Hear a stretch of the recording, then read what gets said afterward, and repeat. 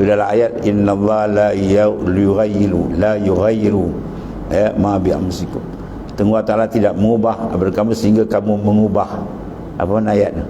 Ayat tu makna kita boleh mengubah. Hoi, bukan tu maksud dia.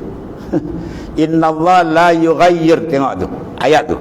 Innallaha la yughayyiru, Tuhan tidak akan mengubah melainkan orang tu mengubah. Maksud dia apa? Bila orang tu usaha mengubah, Tuhan ubahlah.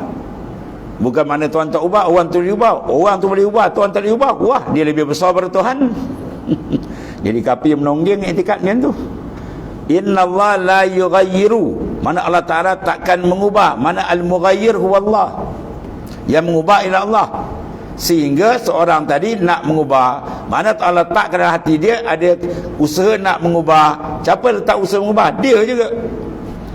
Ya, dia makna yang mengubah, dia yang mentakdir. Ya. Jangan silap faham baca ayat. Kan dia baca ayat kan Tuhan tak mengubah nasib kita melainkan kita mengubah. Habis kau dengan Tuhan kau lebih handal. Tuhan tak boleh ubah, kita boleh ubah. Syirik Tuhan.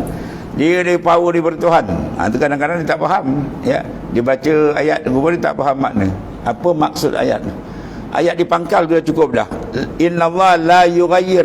Mana al-mughayyir siapa? Huwallah, ialah Allah Ta'ala. Allah Ta'ala takkan ubah. Dan maknanya Allah Ta'ala suruh kita usaha, itu maksud itu. Tapi bukan usaha tu memberi kesan. Usaha kita pun dari siapa? Dari dia. Sebelum kita ada dah set azali dah. Tuhan dah set cerita kita atas dunia dan ya. Kita ni sebagai apa tuan? Menceritakan keadaan dia. Makhluk ni ialah menceritakan akan dia. Siapa dia? Allah Ta'ala. Kita pandang makhluk ni mencerita. Makna apa? Memberi perkhabaran kewujudan dia, memberi perkhabaran kebesaran dia, memberi perkhabaran pentadbiran dia. Ni makhluk.